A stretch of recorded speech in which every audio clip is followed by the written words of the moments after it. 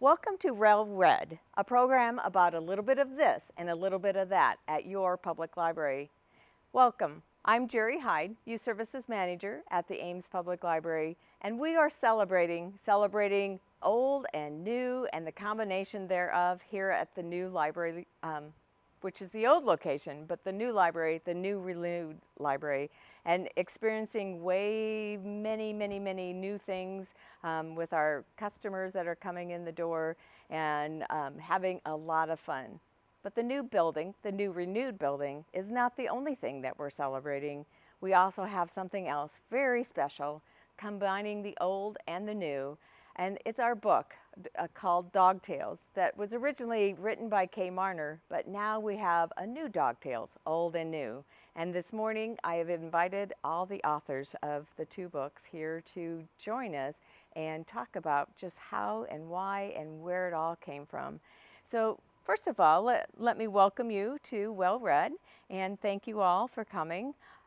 Kay, we'll go ahead and talk with you first. You were our instigator in our Dog Tales, our first book. So tell us a little bit about yourself and why you did the Dog Tales book to begin with. Okay. Well, I was working at Ames Public Library at the time, several years ago, working on the bookmobile. And at the time, the bookmobile that we have now was brand new. And it had a picture of a blue dog on it that we decided should come to life in the form of a mascot. And the blue dog that was sitting under a tree in the bookmobile, if you can see it in the picture. And there's a girl reading to the dog, and the book that she's reading is called Dog Tales. So we decided to write a book with the same title and have the book come to life also. And we is not just we necessarily. We was Kay, and with permission from everyone too. But support. It was very much your idea to get a mascot and kind of brand the library, and the book was just a fabulous way to do that. So. And tell us what we did with the book then as well. Well, we started a program called Project Smiles that a lot of people in Ames are probably familiar with by now, where we take library services and materials to kids in daycares and preschools because it's difficult to bring all those kids to the library, so we take the library to them. And so we start out with the first Project Smiles visit by giving them a free copy of the book. And the idea was to put a reminder of the library where the children are. So we had the book, and then each site also got one of those cute stuffed animals of Smiles. So that when they would look at that, they would think of their library, and obviously since they love stuffed animals and dogs and Smiles, they would think of their library and they would love their library. So it was kind of a branding kind of idea. And branding going to their home and being a parent in their home as, like you said, the reminder. Right. But we also had a big blue dog that came along with that too, that we often see in parades and wandering around the library and at special programs too. So I just want to publicly thank you, because it has really started and blossomed into wonderful things in our community. And I believe you're the person that we need to thank, the beginning of the beginning Thank you. of pushing it and making that branding happening by writing and being creative and being a writer. And that's a daunting task for me, but as I sit here among all these authors, I'm going, so wonderful things that Kay has done. And so then we go down the road a couple years to our renewed renovation for our library, and Roger comes into the scene. So tell us, Roger, who you are and how you came about to the old and new, or Dog Tales Old and New. Thanks, Jerri. My name is Roger Kleesner. My day job, I work as the Chief Operating Officer at McFarland Clinic. I've been there 26 years and I moved to Ames. And I also serve on the library's Friends Foundation Board of Directors. And that's where I first became acquainted with Smiles and saw Kay's name for the first time. And I think I went on that board in 2006 or 2007. And at that time, there was discussion even back then about a renewed library. And one of the many things that the Friends Foundation works to support is the Smiles program. And I would actually stop in the library, we'd meet, and I'd pick up Kay's book and give to my nieces or nephews or kids in the family as gifts. And we were having a discussion in 2013 about, we were kind of getting labored by the whole process, raising the money, and it was getting, a lot of work was being done, but the new library wasn't here yet. And I had a conversation with Lynn Carey, the director of the library, after a presentation by the Smiles staff at one of our board meetings about Smiles, and said, wouldn't it be neat at that renewed day, at a grand opening someday, if rather than a pen or a mug or some trinket that you hand out, if it was a book? And Lynn's like, that'd be awesome. And I kind of put my foot out and said, well, what about another book about Smiles? And Lynn just said, that would be awesome, Raj. And then I said, is Kay Marner still around? And she said, yes, she is. I said, would you mind calling her and introducing us? And it started with Kay and I having lunch on July 13th, 2013. And I like the fact that you know exactly the date and the time and what you did when you met with Kay and talked about, because that really shows that passion that you really wanted to have to further the exposure of Project Smiles and the exposure of the library into our community. So you two met and started that creative process. What was that like? Well, when we met, Kay brought with her a plethora of material. She actually wrote a paper concerning her experience of writing Smiles, the first book. Yeah. She documented very well, here's what I went through.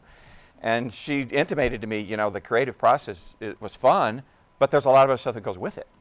Lining up the artist and the printing of it, and there was a fundraising aspect because I wanted to do the foundation. And we had a very nice conversation, and then we actually met again on a Sunday afternoon. A lot of this I did on Sundays or nights because I obviously have a day job, as I said. And it was about the second meeting, Kay said, I don't know if I have the time to dedicate to this. And that's when she introduced me to Surrender. And so, and actually the first line in Old and New was Kay's line, when Smiles wakes up in the temporary library.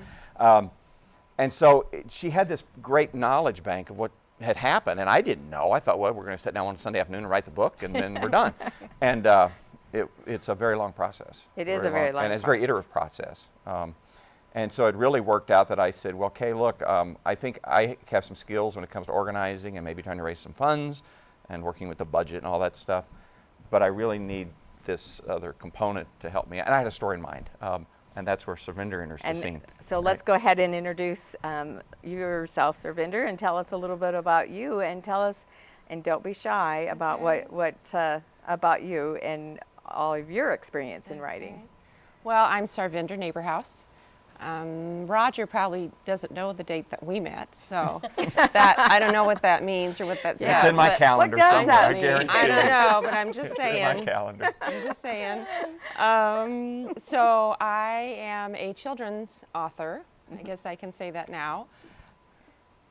Do you want me to tell Yes, anything about go that? ahead, Okay, yeah. so I have my first picture book is coming out November 11th, actually.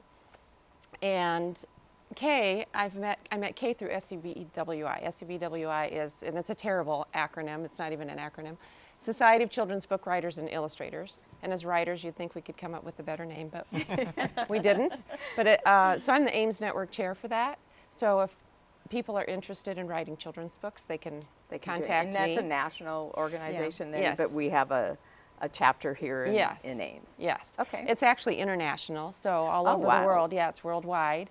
And so Kay and I met, well, I've met Kay at one of those meetings, I think, and we had emails or whatever. We had each other's email. So that's how I know Kay, is from that, I think. Or did I know you from the library? From the bookmobile, too. Oh, well, I am. I visit. You are an avid library user. Yeah. I am. I go there regularly. They call me if they're closed or they break down, so I won't come that day. So I am. I do see the bookmobile a lot. And maybe, did I know you from? I actually worked at the library like 20 years ago. I worked at the library. So yes, I love the library, which is why when Roger contacted me. And how did you? I don't know how you contacted me, but Through Kay. okay. So there was an email or phone call. I don't remember, but Roger contacted me, asked me if I'd be willing to come in and collaborate with everybody, and I love Ames, and since I came here when I was 3, and I've lived here ever since. My dad was at the university, and I went to Lincoln, which is torn down, Meeker, which is getting torn down. Then I went to Central, which is torn down, and high school here, and Iowa State. So, and then I live here. So I love Ames, and I thought, wow, this would be a great opportunity for me to give back to, for everything that Ames has given me. So I was very excited, and since I write children's books anyway, I thought it was great, and I loved the whole thing. So we have a great connection. I mean, all three of you are very passionate about the library. All three of you want what's best for the community, and you all three had a fantastic idea that you created and or built on. But Roger, you said something about the Dog Tales Old and New. You had an idea that went along with it that you approached Lynn with. Tell us that story, because that's a very passionate and touching story as well. The genesis of it all, it's an intersection of two different kind of stories I had floating in my mind. One was I moved to a new house about 5 years ago on the south side of Ames, and we live adjacent to the Iowa State sheep farm, where there's sheep out there, And only in Iowa would that happen. It's just awesome. You wake up in the morning, you hear the little lambs. And when I first moved there was this big dog that would roam the neighborhood. And I'd ask the neighbors, what is this? And they said, well, that's Chester. He works for Iowa State. And I said, the dog? He said, yes. They said, yeah. And Chester's a known entity down there because he wanders around the neighborhood. Yep. And he's guarding his sheep. But he's doing it in a residential setting, and we have all our little pet dogs, and he just does his thing. And I was talking to a neighbor of mine, as neighbors get together, a young mother with young children who loves children's literature, and she loves to read, so we're always comparing notes. And I said, wouldn't it be cool to have a story about Chester here, because his world has been rocked. He's got this great sheep farm, it's been there forever, and there's these new houses. And guy's got to be depressed, or he's just got to be confused, but he just goes through his business. So that's been going on in my life, and then here I am at the library board meetings, Friends we're all Foundation, confused too. and I'm witnessing the same thing.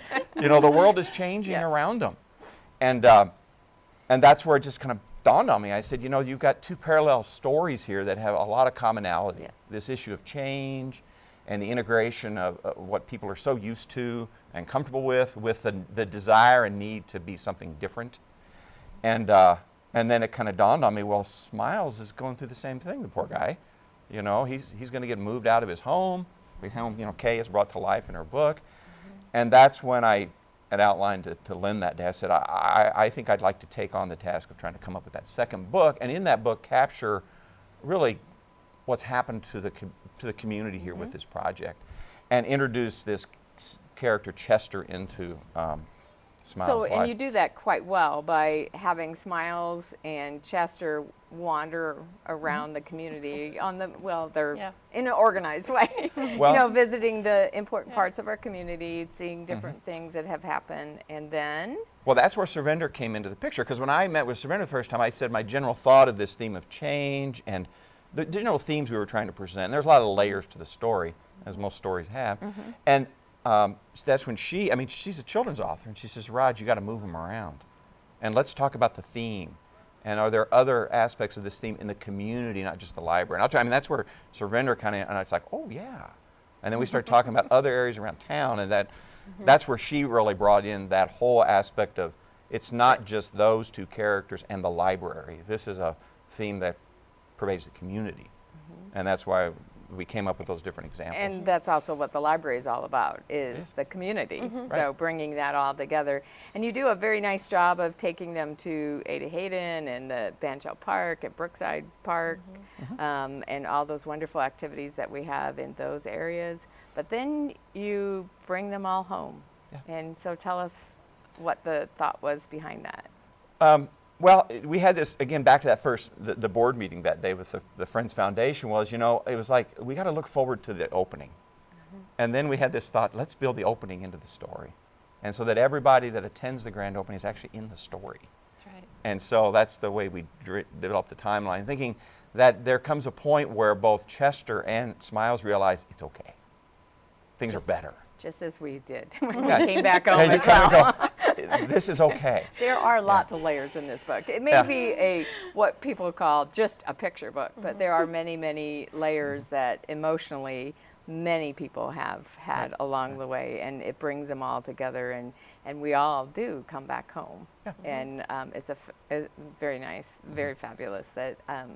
So we begin with our Dog Tales, and then Dog Tales Old and New. Do you have any other comments about the book that you would like to share about the writing, the process, and then we'll talk about how people can get it in their hands too if they haven't already? Well, I'd like Surrender to comment, because she really, she introduced me some concepts in children's literature I wasn't aware of, and one of them was this rule of three. She mentioned, I go, rule of three, what's that? I mean, just take off from there, Surrender, because that's tell us what the rule of three is. Okay, well, pretty much if you can't decide what to do, just use the rule of three. So if you have the middle of your story and you don't know what to do with your character, use the rule of three. They do 3 different things at 3 different places, which I think we were starting out, that was our intention here, but then we couldn't fit it all in with 3 different places around Ames, so we added a few more. But I think we were going to do 3 places that they go to. So if you can't think of how many or whatever, 3 is always a good number when you're writing for children. 2 might be a little under, and then 3 is just always good. So 3 stanzas or 3 whatever you want to do. So, but I have to say that for me, I found it a little bit difficult. I was glad Roger had an idea for this book, because that was kind of, when I went there, I was like, oh no, well what can the idea be? Because I don't have it. It's not my idea, to start with. So if it's my own idea and somehow they come to me, they just download, the ideas out from the air. I don't know where ideas come from, but they download. But this wasn't my idea that I had downloaded. So it was kind of hard for me to figure out like what we would do. But Roger, he kind of had the story figured out, and I was so glad about that. It was hard for me for the Dog Tales, it was hard for me to work inside a box that was already parameters. So the rhyming and the story, where they were supposed to be and who the characters were. I mean, that creative process you didn't get to do, so you had to use that. Right. So Smiles was already created. He jumped, there were limitations. He jumped on and off the bookmobile. I don't know if I should say this, but Smiles is not supposed to come in the library, and Roger and I broke that rule. We had him come in the library. Well, Smiles has been in the library a lot. True. That's true. We're all right about breaking rules, aren't we, Kay?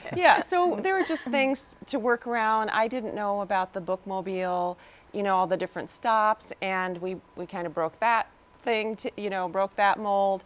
And because he's going out, we said it was a new, I think originally we wanted him to go to a new subdivision. Yeah, place. My neighborhood. Wasn't it a new daycare that we had written in? And then we edited a whole bunch out, because now picture books are going to 500 words or less. So I'm like, Roger, we have to cut it out. And Roger. That was hard. Well, and those guidelines, I mean, the general public who are reading picture books don't quite know all the rule of three and the 32 pages and all that kind of good stuff that they just come, and just like many of us, we just come and pick out things, and it's a good book or it doesn't speak to us or whatever it is, and we go on. But that creative process isn't a free-for-all. No. You do have to have guidelines, and some of it was because of old printing rules and how it was printed on the printing press, which they're breaking those rules nowadays too. So, definitely. But that creative process does have guidelines, and it isn't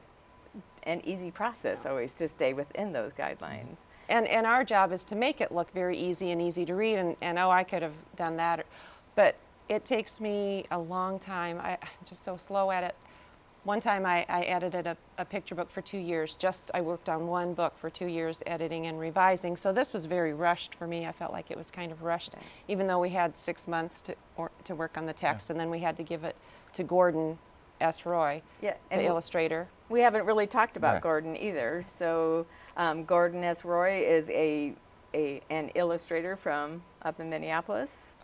Toronto, Canada. Oh, Toronto, Canada. Yeah. And he came to us from so, way back. He started with the first book. Yeah, he started with the first book. Yeah. And we went with the same illustrator purposely. Yes. And so, I know, I wish he could be here too, because I know he has a story with our story. Right. So it's it is a big creative process where lots of things come together and have to meld together to make it all work and to be successful. So, and so kudos to all of you for making that happen. And we at the library benefit tremendously from this because we do have both books are still for sale. Dog Tales, the original one, is for sale here at the library. And then Dog Tales Old and New, we started selling them on grand opening day. So, and let me open the book and let you tell a little bit. You mentioned it earlier about everybody was there at the grand opening. But let me find that book and you tell us a little bit about why you wanted that to happen. Yes, I mean, that dates back to those conversations with Lynn Carey originally and with the Friends Foundation board when we were talking about looking forward to that grand day when we'd be reopening. And we created a scene in there where, you know, Smiles and Chester go around Ames, look at these various sites where they've experienced old and new and the community's experienced it. And then we had Gordon draw in the picture of that grand opening day with a ribbon cutting. And that's where I learned some about children's writing. We had 4 pages of text concerning the grand opening, and Sarinda goes, Raj, we got to cut text. We can do that with a picture. And she said, let's just have a picture of the grand opening. And there's a lot, when she mentioned 550 words, we started out over 700. And it's very difficult to write something and have someone tell you it's gone. Yes. Believe me. Yes. And so we created that picture in there of the grand reopening. So that day, we actually digitized that picture, that banner, and it hung over the door. And we have a photo that parallels that very scene. And so everybody who's at the grand reopening is in the book. Yes, you're in the illustration. Yeah. You can pick out, I'm the guy in the blue ball cap. What a wonderful historical marker for all of us to have. I know I purchased one for my grandchildren and everyone, and I know we've been selling them like hotcakes all around. So we do have those at the libraries as well, and they will be in different areas of the community. I know the Ames Historical Society has given us a spot to sell it at their place. But we also will be doing something kind of unique here but yet very similar to what we did previously with Dog Tales, trying to get it in everybody's hands too. So our children in our Project Smiles classrooms or daycares and preschools will also be receiving one when we start going out again. So I might want to define what Project Smiles is. We talk like we know, well, we do know what it is, but not everyone in our community knows that. So what we do is we go out as an outreach, or we go out to the daycare, like Kay talked about, taking the library to where the children are at. Many of our families use daycares on a regular basis because they're both parents are working, or so daycares are very well used in our community. And what better place to expose them to the library and to Smiles as well. So Project Smiles is our outreach to daycares and preschools, and those students will be receiving one of those. But lots of people, anybody can come and get one and purchase one. Dog Tales Old and New here at the library as well. So do we have any last words that you would like to share with our viewers today about Dog Tales or Dog Tales Old and New or the library? I do.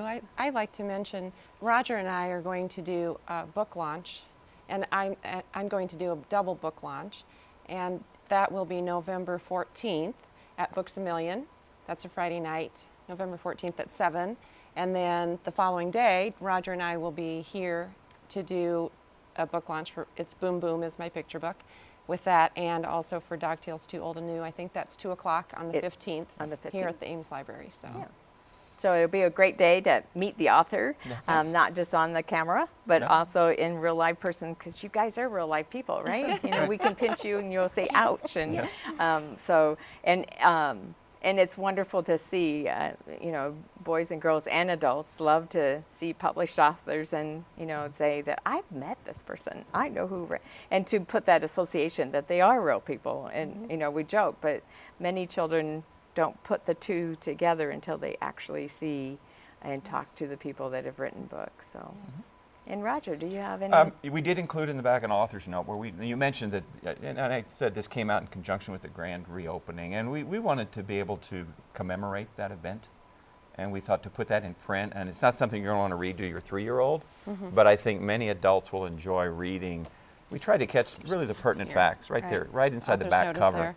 And we've really tried to capture really what this community went through, and the remarkable thing we went through as a community to have a 76% approval of that type of our funding. bond issue. Yes. It's just That's remarkable. And it's a testament to the community support of the library and the community's recognition that what we had gone through as a community, do we want the old library, do we want a new library? No, we want an old and new library. Right. And I think adults will enjoy reading that. Yeah. Like I said, a 3-year-old, you may lose them in it, but I think it will really And- ring true. I think that comment is worth noting again, is this may be a picture book, but it isn't just for kids. Right. There is a lot of emotion and a lot of going through, we all went through this, and we all went through what Smiles did, and we all can be Smiles in the book. Yes. Or Chester. Or Chester. Yes. And find that resolve and that wonderfulness of this new space that we have. And Roger got a philanthropy award too. Oh. He's Yes. being modest, but he got an award for that. And I just want to mention that Yes. Sigler Printing, because I love the map, and they did that. There's That a was- map in the front of the book, and I always wanted a children's book with a map in it. So I want to thank Sigler Printing too for that. And that's really exciting too, because now not only people in Ames might be interested in that, but if you have family members that Yes. it's a wonderful gift to give as Yes. well for birthdays, holidays, or Yep. whatever, or just say, this is where Grandpa and Grandma live, or Mom or Dad live, or Yes. aunt Right. and uncles live, and so it does. It just encompasses our whole community. And if you've graduated from Ames High and you've Yes. moved away, I think you'd probably enjoy this book. So I would agree. We've heard those comments already from people. Yes. And that, but again, I point to Survinder because she said it's a library project, but it's a community issue here. It is. And having grown up here, she really had that, wanted to build that into the story. And when Amy down at, and the staff down at Sigler were able to do that with that map, it really brought it to life. It did, really and the neat. little paw prints all over, because Yeah. Smiles has been all over there. Smiles as all well, over the so. community. Yeah. And lastly, Kay, the person that started it all, do you have any, no pressure or anything? Just, we joke about that I'm the old and they're the new. But the old book, the original Dog Tales book, has now become like a history book because it has pictures of the way that the library used to look. And before too long, it's going to be even more of a history book because I believe there's going to be a new bookmobile eventually in Ames. So it really has become the old. Well, and there's good things about it that, just because, I mean, we're all similar age, there's good things about being older and oldest. So it's a good thing to be part of the history and to bring that information to our future generations. And this is a wonderful way to document all this. So we are Dog Tales, and we are Dog Tales Old and New. And what you're mentioning is the next chapter that we will have in the library book of history. So I see another book coming. Somewhere out there. And I know there was another book at the end of Dog Tales too that we talked about with Winks and Smiles as friends. So there's quite a bit of possibilities to have in the future too.